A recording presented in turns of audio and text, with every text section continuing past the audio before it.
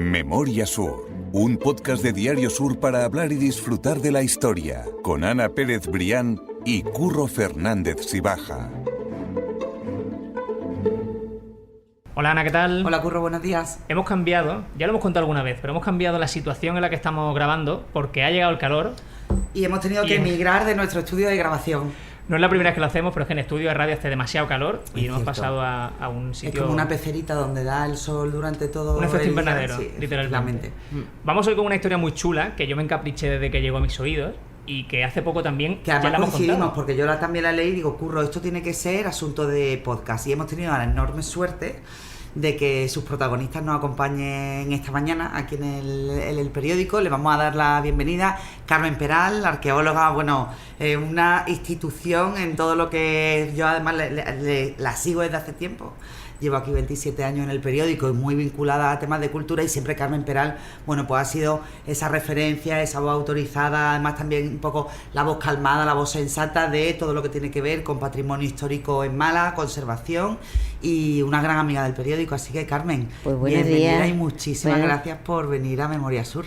Y gracias a vosotros por entrevistarnos en Sí. este tema tan bonito. Sí, la verdad es que sí. Está con Raúl González Arévalo, él es profesor de Historia Medieval en Granada. Exacto. En la Universidad de Granada, Efectivamente, en la Universidad de Granada, y bienvenido también por estar con nosotros en Memoria Sur. Muchísimas gracias a vosotros por contar conmigo también para... Y además nos ha contado una cosa, Curro, que a mí me ha emocionado muchísimo. Bueno, la va a contar Raúl, ese pequeño... Vamos a darnos un pequeño bañito... Vamos a dar un baño de fama, de gloria. De fama, Sí. sí. Bueno, te estaba Vamos a comentando- alimentarnos un poco el ego, que nos va a contar lo que Hasta le dice a su para alumno. temporada. Sí, bueno, pues simplemente que nosotros en la universidad tenemos que trabajar con metodologías innovadoras también, y entre los últimos años está claro que una cosa que está llegando al gran público son los podcasts que se encargan de temas históricos, y es con lo que yo trabajo en las prácticas con mis alumnos, y tengo que poner, lógicamente, distintos ejemplos. Los pongo de todos los niveles y ámbitos, nacionales y entre los regionales, obviamente, o locales. Hablo de Memoria Sur y os pongo a vosotros como ejemplo de lo que pueden escuchar para ver cómo abordar su parte. Yo hoy me voy a acostar más tranquilo, Ana. Sí, Yo hoy bueno, duermo un poquito mejor. llegamos. Exactamente. Misión cumplida. Pues los tenemos aquí porque han hecho una investigación, un libro. Bueno, cuéntalo tú, Curro, porque es interesantísimo. Yo tenía además muchas ganas de, ya te digo, desde que supe que estabais trabajando en eso, de traerlo al podcast. Pues sí, porque, bueno, ¿quién no ha estado alguna vez en la plaza de la Marina, en ese parking incluso, y ha visto esos restos arqueológicos que quedan y se ha preguntado, oye, ¿aquí qué había o esto qué era? Pues bueno, de ese hilo vamos a empezar a tirar, si os parece bien, para explicar qué son esos restos y para hablar, en definitiva, del Castil de los Genoveses, que es lo que nos trae hasta aquí, y que yo quiero que nos contéis como si fuéramos, pues eso, como absolutos ignorantes de la historia de Málaga, y que entendamos un poco en qué años o en qué siglos estuvo eso allí y qué importancia tuvo la ciudad, en definitiva. Bueno, creo que habría que empezar por el inicio de cómo hemos llegado ahí. Y os lo puede explicar muy bien Carmen Peral. Como sabéis, en 1987 salieron a la luz pública unos restos mientras estaba excavando para realizar el aparcamiento municipal de la Plaza de la Marina, y emergieron estos restos que no se sabía muy bien lo que eran, y hubo que realizar una excavación arqueológica que fue dirigida por Manuel Acien, profesor de la Universidad de Málaga, ya fallecido, y en la que participó Carmen, y os puede decir los detalles de cómo fue aquello, qué condiciones tuvieron. Bueno, antes de la excavación que hizo Manuel Acien en octubre del 88, intervinimos nosotros al ir apareciendo cosas en la obra municipal. En principio aparecieron restos del puerto del siglo XVII, ya estaban muy destrozados, se pudieron ir reconociendo. El tema de las excavaciones tan amplia e identificar esa cantidad de restos para poder situar un poco en qué espacio nos estamos moviendo. En realidad, la segunda fase fue la que intervine yo durante una semana. Solamente fue un tema de limpieza, pero ya apareció parte de la muralla, el borde de la muralla que daba a la puerta de 7 arcos, que era una puerta que no entraba en la ciudad, era una puerta que conectaba el Arenal Oriental con el Arenal de Poniente. Era en una zona donde la ciudad se estrechaba y estrangulaba en la edificación de ese triángulo. Había un paso un paso edificado que permitía eso. A la derecha se situaban los barcos y a la izquierda pues había, en principio, antes de hacerse la muralla, un espacio donde se convocaba a la gente para que diera limosna, para rescatar a los presidiarios, para hacer alardes, para hacer carreras de caballos, con temas como con funciones militares, lo que se llamaba una musara en el siglo XI. Y luego, a partir del siglo XIV, ya se instala esta muralla. Aparte de esta muralla, empiezan a salir restos de un cementerio musulmán en la zona más de Levante, pero no sabemos que es un cementerio. Aparecen prácticamente los restos dislocados por las propias obras.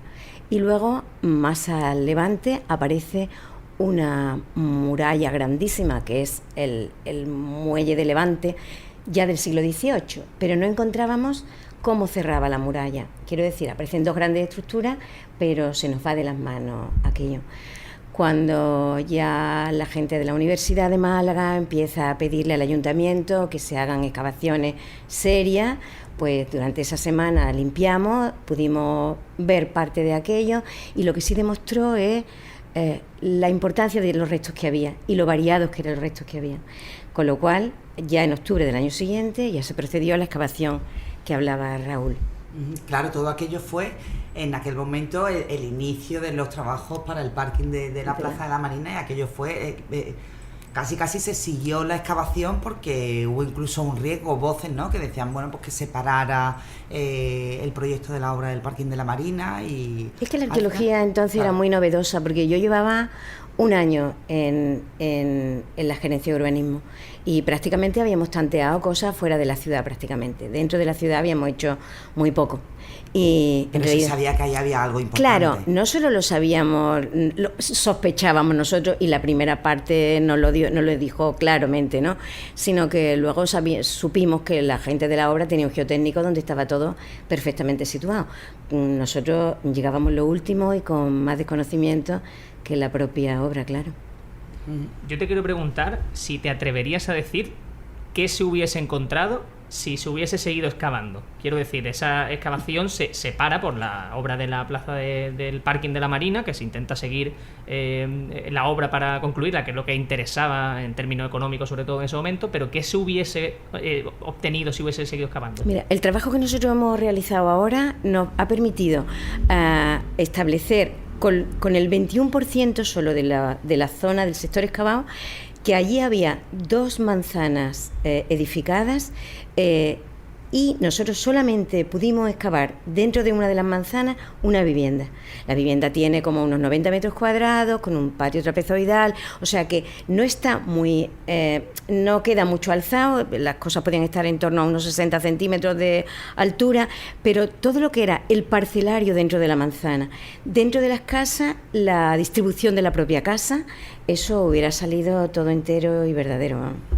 Mira, por hacerte un símil, que estamos muy cerquita del estadio de la Rosaleda, el espacio del Castil de Genoveses, el estudio arqueológico ha determinado que cubría unos 3.500 metros cuadrados. Eso es un poquito menos de lo que ocupa un campo de fútbol. Lo que ellos pudieron excavar entonces es menos del área de una defensa.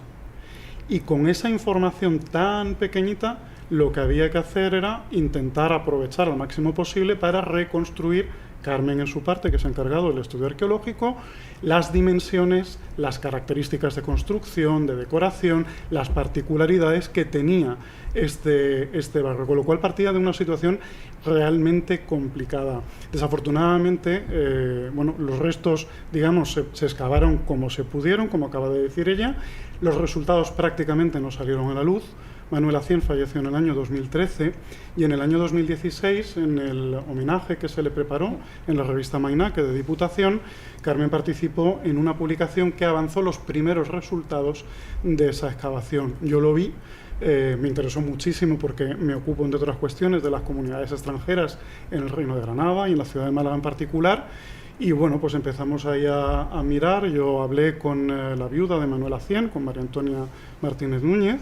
le pedí que me dejara ver el material, a lo cual accedió con toda la generosidad del mundo, y viendo todo lo que quedaba por sacar, más allá de lo que ellos habían trabajado en ese artículo, ya me puse en contacto con Carmen y le pregunté, oye, ¿tú crees que aquí hay para seguir trabajando? Y primero me dijo, déjame que me lo piense. ¿Y te lo pensaste mucho? No. No, se lo pensó una semana. Porque vamos a recapitular un poco, Sí, porque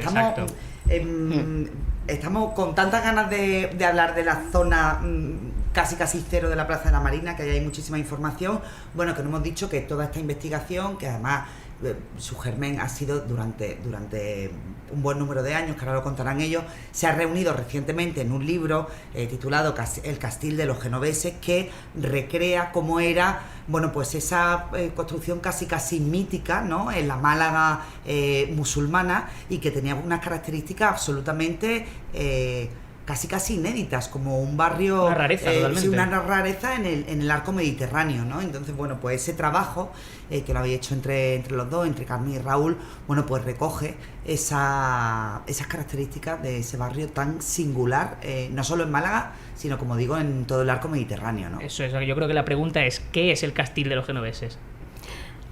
Lo hemos subtitulado un barrio comercial, porque realmente es un barrio que se edifica ex novo por parte de los sultanes granadinos para albergar a una población que no es musulmana, que no puede integrarse en la comunidad, pero sí tienen unos convenios con ellos que les permiten comerciar con la ciudad y enriquecerse ellos, porque tienen parte en esos convenios como parte activa y parte de propietarios también.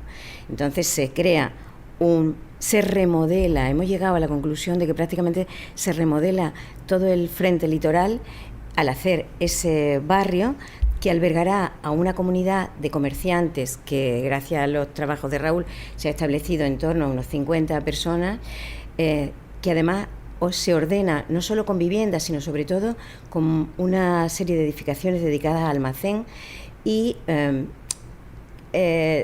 que las puertas de la ciudad quedan vinculadas a la zona norte y quedan absolutamente periféricos y extramurados, ¿no?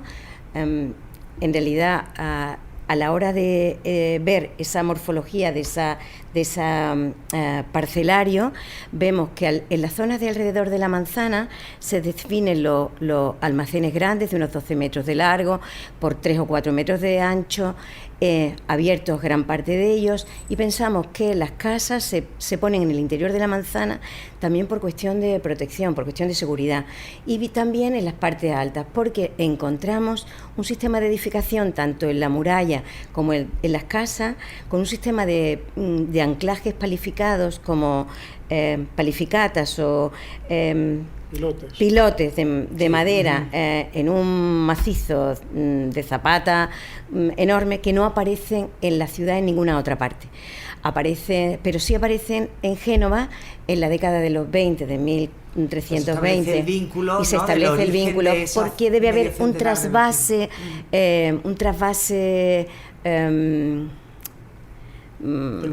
tecnológico entre ese colectivo foráneo y porque ellos lo hacen el sultán es el que permite que ellos se establezcan, pero luego ellos traen determinadas técnicas propias. Mira, yo añadiría más, porque lo hemos subtitulado un barrio comercial fortificado. Y el propio nombre del libro, el título, usa lo que, como lo describían los castellanos de la conquista, castil. Castil es un vocablo antiguo que significa castillo. Entonces, claro, puede dar lugar a una confusión como si eso hubiera sido simplemente una fortaleza, un castillo, que no lo era. Y no era un simple barrio comercial, porque efectivamente tenían que estar separados de la ciudad, pero al mismo tiempo era un emplazamiento que había que proteger, porque los genoveses fueron aliados no solo económicos y comerciales, sino también políticos y militares del Reino de Granada contra Castilla y Aragón en la Guerra del Estrecho desde finales del siglo XIII. Entonces, mira, la clave, en realidad, aquí nos hemos complementado muy bien. Ella tenía que explicar en la parte de arqueología la distribución, la forma y demás, y yo tenía que explicar funciones, contenidos, quién vivía allí, qué le interesaba, qué hacían. Y hay una entrada preciosa de un mercader florentino que llegó a la ciudad en 1444, él no tenía el móvil con Instagram, llevaba su diario de viaje. Y entonces anota, el día 1 de diciembre llegamos a Málaga, es una gran ciudad y hay una bella fortaleza ciudadela que amurallaron los genoveses. Él no sabía que la habían amurallado en realidad los reyes de Granada, pero nos está describiendo el castil. Entonces, al decir que es una ciudadela fortaleza, se está diciendo que es un espacio autónomo que está pegado a la ciudad, pero separado. Ellos en realidad se autogestionan.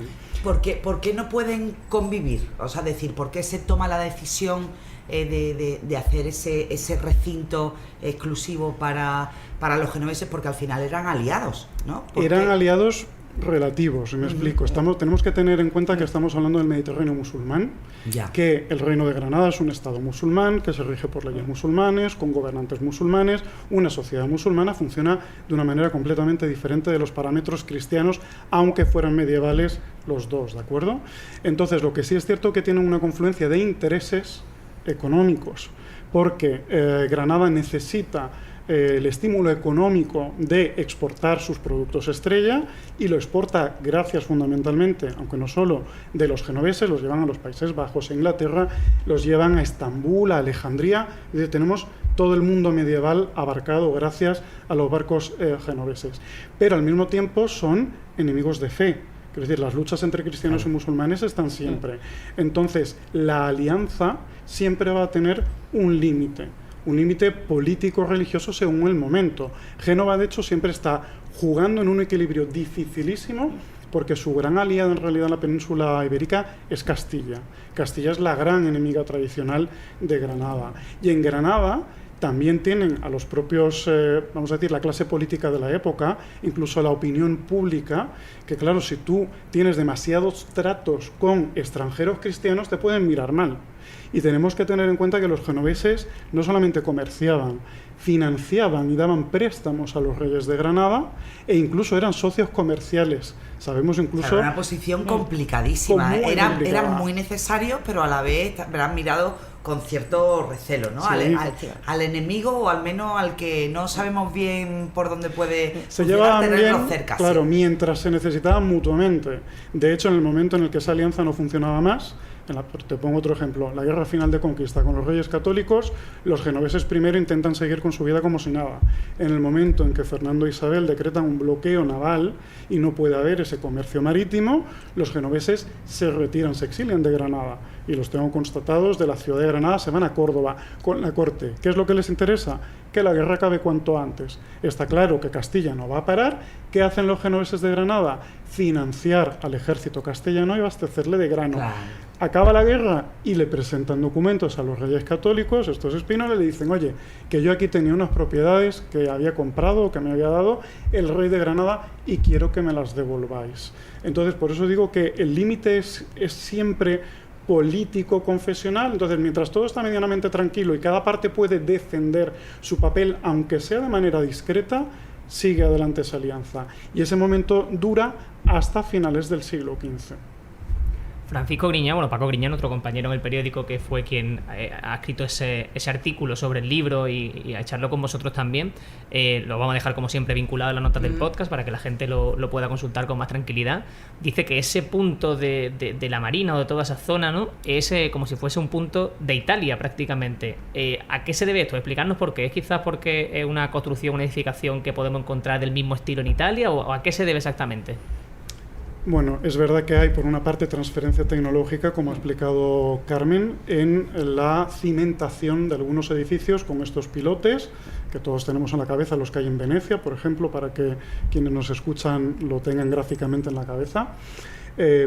Y la construcción la hace el emir. Los tratados, Granada firma tratados comerciales con Génova, primero en 1279, el segundo en 1298, donde quedan muy claras las condiciones para el arraigo y las actividades comerciales, qué pueden hacer o qué no y hasta qué punto. En esos tratados comerciales, que están publicados y estudiados, lo que dice el emir es que él se compromete a ceder un espacio a la comunidad genovesa a cambio de ayuda, por ejemplo, incluso militar, como acabo de nombrar, y por supuesto de ayudarles a exportar todos esos productos que interesaban en el extranjero y que reportaban dinero a Granada. ¿Qué pasa? Que una vez que el emir ha cedido el espacio tiene lo que hoy llamamos en derecho internacional un principio de extraterritorialidad. No pueden entrar libremente ahí. Y los genoveses quedan a cargo de las reparaciones que hubiera que hacer en el futuro, que eso está puesto por escrito, y se autogestionan, ellos se organizan. Son una comunidad humana donde, además de mercaderes, hay recaudadores de impuestos, están los aprendices, hay un sacerdote, porque hay una iglesia. Hay una iglesia, efectivamente, que además es la que nos ha permitido confirmar la propuesta de la arqueología de la datación del edificio, porque había paralelismos, que los ha ratificado Carmen en su parte, con las construcciones, el programa de construcción de un emir granadino, Yusuf I, con Gibralfaro particularmente. Pero claro, eran, digamos, paralelismos que tú propones, no tienes la seguridad. Y hace un año apareció un documento muy gracioso en el archivo de Mallorca, en el que hay un señor al que los jueces mallorquines le reclaman una deuda. Y entonces él, porque no ha pagado impuestos. Y entonces él se defiende diciendo que es que los impuestos los tiene que pagar su socio. Y su socio es un genovés, que se llama Simone di Negrono, con el cual él venía a Málaga regularmente a comerciar, con tan mala pata que en 1346 Simone di Negrono se pone enfermo y se muere. El cirujano barbero no le salvó, probablemente lo remató. Entonces, ¿qué pasa? Que los jueces no se fían y le dicen, sí, claro, que se ha muerto, ¿y dónde está enterrado? Y este señor dice, en la iglesia de la Virgen María, que los genoveses construyeron en Málaga. Bueno. Entonces, esto ya nos está diciendo... Es la pista, claro, definitiva de que... De un montón de cosas, fíjate, porque tenemos que sacar un montón de informaciones. Por una parte, 1346, quiere decir que en 1346 ya está construido el castil. ¿Por qué? Porque la iglesia solo podía estar en un recinto separado de la población que no musulmana, fuera terreno musulmán, efectivamente. para que no hubiera proselitismo, ¿no? Y, en segundo lugar, es una iglesia, no habla de una capilla, no es un oratorio que podamos tener en una habitación. Y es lo suficientemente grande como para que los genoveses que se morían en Málaga se enterraran dentro conforme a la costumbre medieval. Entonces, tú fíjate, con una sola frase, todo lo que hemos podido extraer. Qué bueno. Qué Y bueno. que además esas fechas coinciden también con el dominio de los dos sultanes que edifican Gibralfaro. En Gibralfaro hay una puerta de aparato maravillosa que está decorada con un encintado, no se puede ver porque tienes que entrar por la entrada que hoy no está abierta por la coracha, que tiene unos tipos de encintado con un motivo que es un árbol de la vida. Ese tipo de encintado no es idéntico, pero es el mismo que aparece, que queda un pequeño espacio todavía conservado en uno de los paños de la Marina. En Málaga había también los repartimientos hablan de la Torre de la Alhaja. Siempre se ha dicho que las torres no estaban decoradas, pero todos los trabajos de arqueología que se están haciendo últimamente en la provincia de Málaga están dando que aparecen decoraciones no solo pintadas o incisas o decoraciones sobre el lucido, como el caso de la Marina, sino también con aplicaciones de pequeñas piedras de cerámicas que brillan. Decía que hay una torre que se llama la Torre de la Alhaja, que no podemos saber dónde está, pero si vas a la Alcazaba, a la Torre de la Bóveda Vaída, la miras por fuera, que nadie se pone a mirarla por fuera, nada más que los arqueólogos, y aparece ese tipo de decoración también. Cuando le da el sol, refleja unos brillos, Un brillo. que son los que deben dar nombre a ese tipo de decoraciones y a una de las torres que había en Málaga. Qué bueno, qué interesante. ¿Cuánta población? Me ha parecido entender antes que Carmen había dicho que había medio centenar, el censo aproximado del castil. Uy, ojalá tuviera censo. O cuánta gente se calcula. El censo Hombre, calculado, porque ¿no? Si tenían iglesias, si tenían pues esa cantidad de almacenes, aprendices y que al final se autogestionaban, ¿habéis calculado por encima cuánta gente? Mira, eso pudo? sí es un proceso de los más complicados de la parte del estudio documental que me he encargado yo. Porque se conocía que había mercaderes genoveses, conocíamos sus intereses, pero yo quería aportar algo original al conocimiento en la ciudad y de la comunidad genovesa en el Reino de Granada. Entonces decidí centrarme en que el castil es un centro logístico de reparto de mercancías y recepción y un asentamiento humano, saber cuánta gente vivía allí. ¿Cómo he podido hacerlo de una manera aproximada?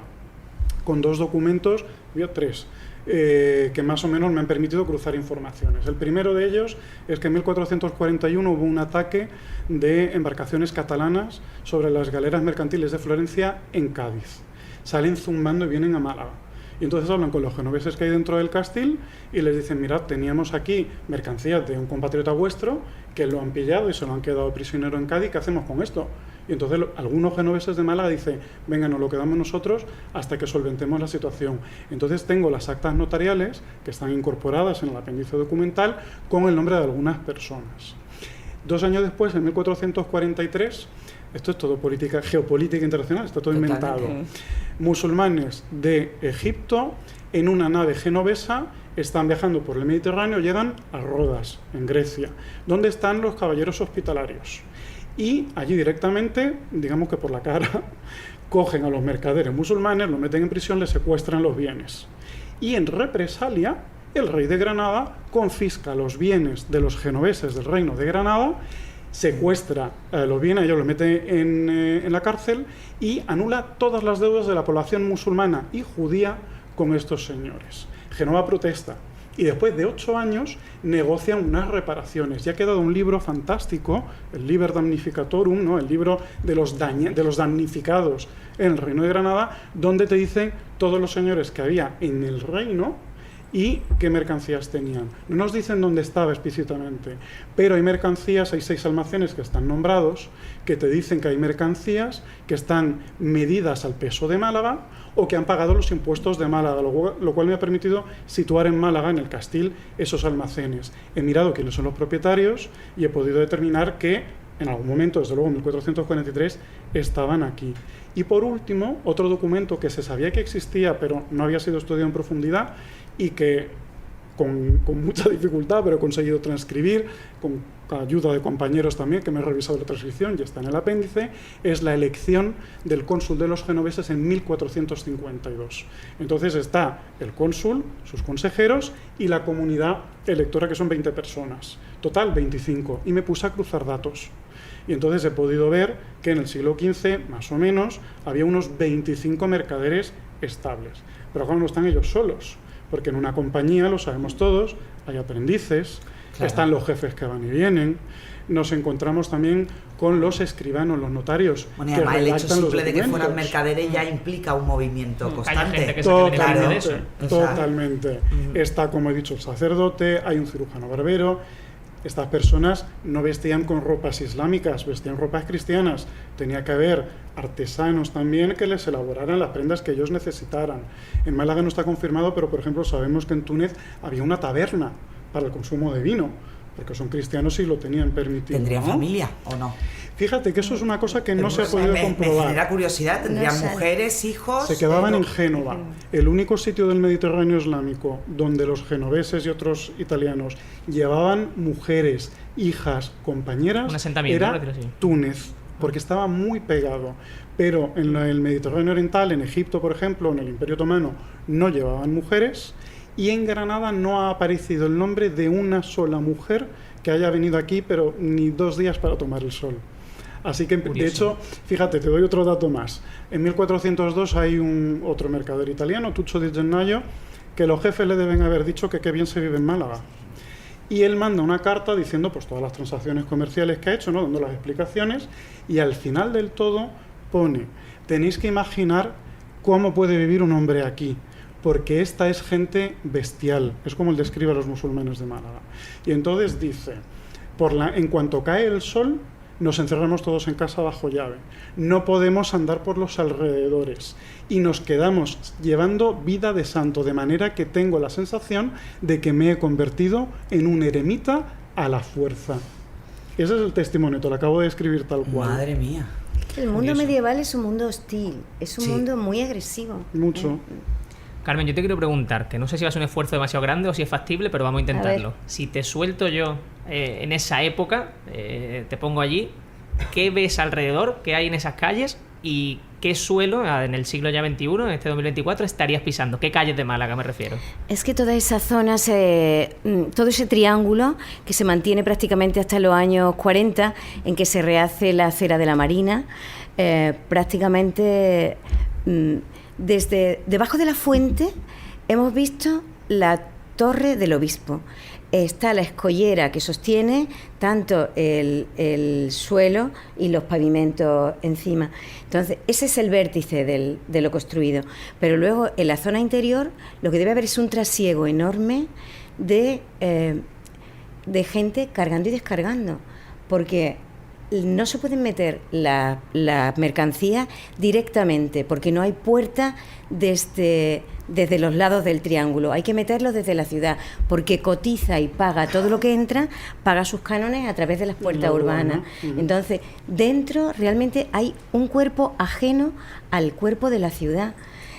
Y lo que hemos visto de las casas son a la forma de los musulmanes. En realidad los pavimentos son pavimentos enlucidos, las salas tienen bancos corridos, que eso no aparece en las casas musulmanas, pero están decoradas a la almagra, con pinturas rojas, geométricas, igual que, porque lo deben hacer gente de aquí, aunque lo pagasen ellos, ¿no?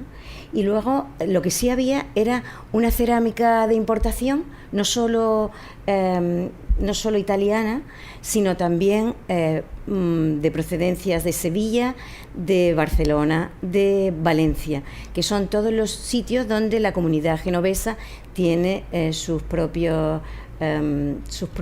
comercios, ¿no? Sus puntos comerciales. Entonces, realmente no me puedo hacer idea, porque es un mundo muy de hombres y un mundo muy cerrado. Yo he hecho un paralelo con el barrio de casas del Alcazaba, porque también es un espacio fortificado con, allí hay unas 12 casas, mientras que nosotros no tenemos idea realmente de si hay o no.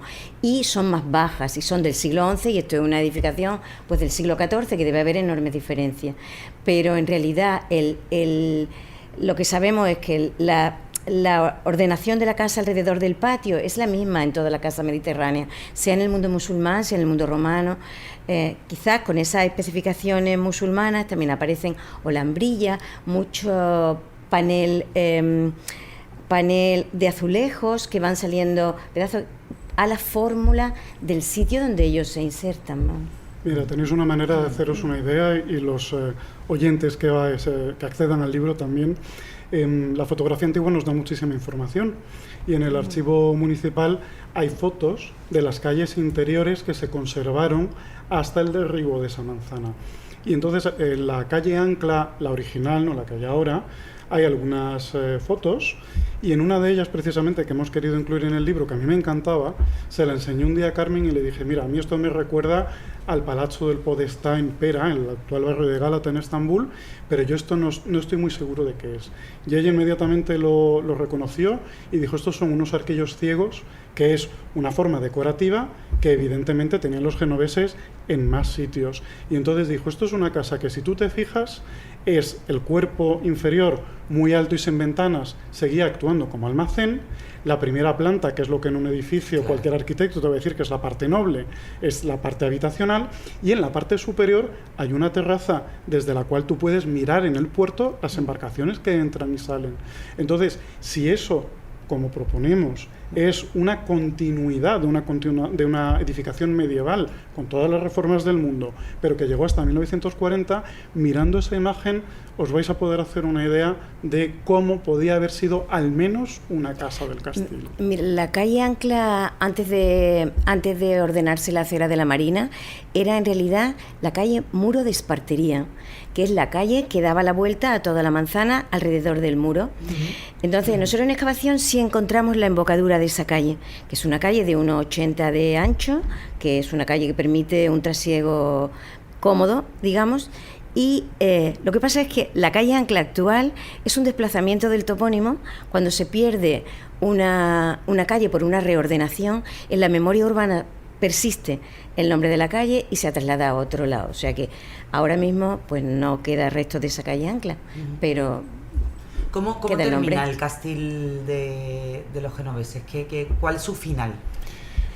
Pues los genoveses están en Málaga hasta 1484, es la última noticia que he podido localizar documental. Sabemos que durante el asedio de la ciudad, en 1487, hubo algunos elementos interiores que querían resistir y tomaron la fortaleza.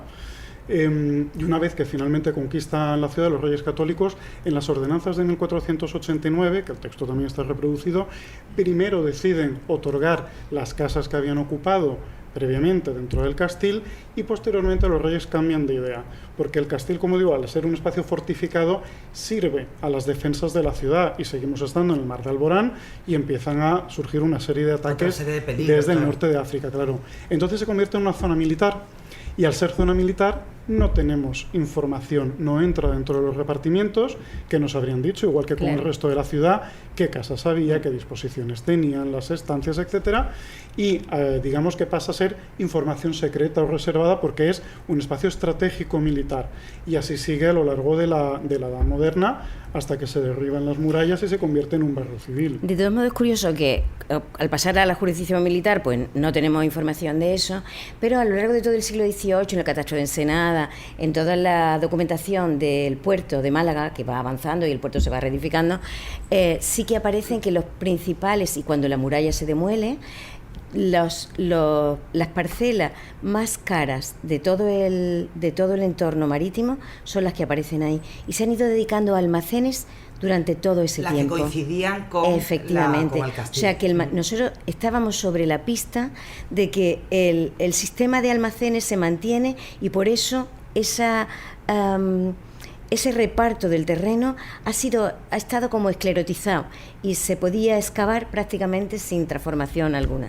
Mira, una cosa fantástica que ha hecho Carmen en su parte con el aparato gráfico ha sido poder demostrar la coincidencia de ese parcelario a partir de una fotografía aérea de 1925, tirándole las verticales con Pepe Molina, y ha podido encajarla al 99% con la reconstrucción de lo que tuvo que ser ese castil de genoveses. Y eso te demuestra la continuidad en el tiempo. Si no se llega a derribar en 1940 para unir el parque y la Alameda, y se hubieran podido hacer excavaciones con las técnicas de hoy, bueno, yo no sé lo que sacamos, porque si lo pensamos nos tiramos de los pelos. A veces mejor, una pregunta que siempre me queda la duda, a veces mejor dejar de excavar. O sea, porque la parte de la muralla de la Plaza de la Marina no se excavó todo lo que se pudo. Muchas veces se paran las excavaciones arqueológicas. Pues a veces es mejor proteger, dejarlo para otro momento. Es que hay muchos factores que inciden. Entonces, tienes que ver primero a qué nivel está la investigación. ¿Tú conoces realmente lo que se está haciendo? ¿Es novedoso todo lo que estás descubriendo o ya se repite? Luego tienes que saber de qué dinero dispones, porque hacer la documentación de eso tiene su financiación que tienes que tener prevista desde antes. Puede ampliar, pero dado cómo está la finanza municipal y cómo está la organización del dinero, es muy difícil hacer esas ampliaciones. Luego depende de lo que tú vayas a hacer allí, porque hay cosas que se pueden integrar y cosas que realmente no se pueden integrar. Yo lo que sí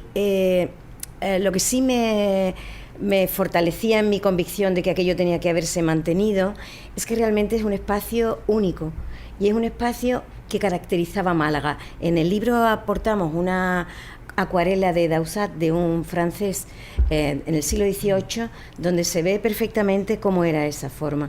Y realmente era un punto que caracterizaba dos dársenas que dividían la ciudad en dos partes, y que era una fisonomía muy malagueña, que el arquitecto de Diputación, Luis Machuca, dice que el proyecto de alineación de la Marina fue un proyecto fallido, porque quitó una fisonomía que caracterizaba a esta ciudad. Entonces, para mí, que la información que había allí no merecía la pena haberla perdido por unas plazas de aparcamiento, por mucho que el aparcamiento se podía haber hecho en otra parte, porque hay sistemas. Pero luego empiezas a pensar en esta ciudad y ves que en el Hotel Vinci se ha perdido una escollera con un puerto romano por otras 20 y tantas plazas de aparcamiento. Quiero decir que depende lo que la ciudad quiera de sí misma y cómo se vea esa ciudad, para que apueste por una cosa o por otra. Yo creo que has contestado muy bien, Carmen. Yo te añadiría otra cosa más. Y tanto. Eso es así, indudablemente, la fisonomía, digamos, vamos a decir, desde el punto de vista interno de Málaga. Yo que me ocupo de, digamos, la conectividad y la parte internacional, añado otra cosa. El Castil de Genoveses de Málaga no es solamente una cuestión única en la Málaga medieval, es que es única en todo el Mediterráneo islámico. Esto quiero subrayarlo para que se entienda la importancia no solo en la historia de la ciudad, sino a nivel internacional. Es que tenemos una cosa realmente única. Cualquiera que vaya a Estambul va a haber dominado en el barrio de Gálata la torre de Gálata, que era la principal de la ciudad genovesa. Pera, es la ciudad de Pera, que es como se llamaba Gálata, nuestra pequeña Pera era el Castil de Genoveses. Y los barrios comerciales amurallados que se han podido estudiar desde la arqueología y la documentación, a día de hoy, que se conocen, estaban en el reino de Jerusalén, lo que hoy día es Israel, en Tiro y en Acre. Y lo que se conoce en el norte de África, en Alejandría o en Túnez, no se ha podido estudiar desde la arqueología. Entonces, realmente nosotros teníamos una cosa única para ofrecer al mundo, en todo el occidente medieval y en todo el Mediterráneo islámico. Entonces, como historiador, lógicamente, tú lo que quieres siempre es saber más. Claro. Saber más y saber todo no significa conservar todo, porque como bien ha dicho Carmen, hay que saber evaluar el valor histórico real, no sentimental, de lo que tú tienes delante. En este caso estábamos ante una cosa única, no solamente a nivel local, ni a nivel nacional. Es que, repito, estábamos con una cosa única a nivel internacional. Y esa es la ambición que tenemos con el libro, darlo a conocer con un doble plano, el de la ciudad de Málaga y a nivel internacional, que hay muchos historiadores que se están interesando ya, como un ejemplo único que permite conocer, a partir del caso de Málaga, una organización de Génova en el exterior. O sea que interesantísimo. Y además, a mí me resulta fascinante la investigación que habéis hecho los dos, porque siempre que vamos a la Plaza de la Marina, bueno, pues tendemos a pensar que es la muralla de la ciudad sin más, ¿no? Que no nos metemos en esos matices de que más allá de la muralla de la ciudad, pues estaba esa infraestructura absolutamente única del castil, ¿no? Y que ya podemos, bueno, pues jugar también a imaginar, a buscar o a fantasear dónde empezaba el límite de una cosa y dónde estaba la otra. Hay un espacio acomodado para exposición que yo creo que ocupó en un momento determinado, yo creo que Sur también ocupó en el interior, y yo creo que sería el sitio para hacer un centro de interpretación de la arqueología en Málaga, porque me parece que guarda todas las condiciones para ofrecerle al que llega una explicación sopesada y evaluada y bien demostrada de lo que era esta ciudad, y sobre todo de la importancia de ese puerto en época musulmana, que tampoco se sabía. O sea que nosotros consideramos que el puerto de Almería era el puerto de la flota califal y el puerto que está mantenido durante muchísimo tiempo, pero realmente se muestra que en el periodo nazarí, pues realmente el que se lleva... Málaga tuvo importancia. Pues tuvo mucha no importancia. Solo fue el principal puerto. Y he podido contar con mi hijo Alex, que me ayuda a hacer las gráficas, que además lo tenemos aquí, le damos también la bienvenida. Alex está con nosotros y está así con los ojos muy abiertos, y me parece que te está gustando también mucho, ¿verdad? Pues tenemos más de 500.000 de barcos contados, y desde que entregamos el libro solo digo que han seguido apareciendo más. Entonces, bueno, o sea que puede haber una segunda parte. Eso iba a preguntar del castil yo. no. Sí. No, pues, había quedado un poco hartos del castil, ¿no? No, que va, en absoluto. No. Pero que ya consideráis que está todo lo contado. que teníamos como material referente al castil, yo creo que lo hemos estrujado, que es difícil sacarle una Está barbaridad. Pues eso quería preguntar yo, que si, bueno, ya estás diciendo que tiene ya el broche puesto, pero ¿qué os gustaría que se avanzara? Ya sea otros investigadores o qué otras cosas os gustaría que desarrollase esta investigación. Pues yo venía hablando con él que había una cosa pendiente, que es el estudio de la cerámica, que se ha hecho en el primer artículo que se hizo, pues se hizo una parte porque era una cosa muy restringida y tenía un formato pequeño, y que realmente está por aportar ese estudio de la cerámica para completar el castil. Y luego, si hemos visto indicios de que se reforma todo el frente marino, pues entonces investigar cómo era esa parte de la ciudad, desde la muralla, que a lo mejor había una muralla interior también, que ha sido, por aparición de algunos restos, teníamos también una hipótesis previa que no se llega a tomar forma, pero yo creo que merecería la pena continuar por ahí. Yo en mi caso con la documentación, aparte de los genoveses, previamente había estudiado la presencia de comunidad florentina, veneciana, de sus flotas, y bueno, pues probablemente llegue un momento en el que haya que poner todo en junto orden. y reflexionar, sí. Que bueno, pues cuando hagáis esos proyectos, cuando os sigáis ordenando, cuando sigáis poniendo todo junto, prometednos que volveréis a Memoria Sur a contárnoslo todo. Encantado. Volveremos. Raúl, Carmen, de verdad, mil gracias. Que ha sido un A Ha placer. sido un placer, hemos aprendido un montón y yo siempre iba muy atenta a la muralla de la Plaza de la Marina porque, bueno, yo ya todo el mundo sabe que soy una friki y voy mirando otras cosas, pero ya voy a ir pensando en el Castil, desde que leí el artículo que escribió también nuestro compañero Paco Griñán, que por cierto estará la semana que viene con nosotros, pues y gracias a vuestra investigación es fascinante descubrir todo ese tipo de cosas. Lo Muchas vemos con gracias. otro ojo, desde luego. Gracias de corazón. Muchas gracias. Ajá, gracias a A vosotros. vosotros. Ana, nosotros estamos ya en la recta finalísima de temporada. Estamos ya a punto de irnos de vacaciones, Exactamente. curro. Vamos a contar, como tú dices, con Griñán para la próxima semana. Tenemos también algún artículo de Víctor Heredia y algo pensaremos para acabar temporada. Sí, cerraremos bien. Mil gracias, Ana. A ti siempre, curro. Memoria Sur es un podcast de Diario Sur. Escucha un nuevo episodio cada semana en iVoox, Spotify, Apple Podcasts y consulta las referencias de este episodio en diariosur.es.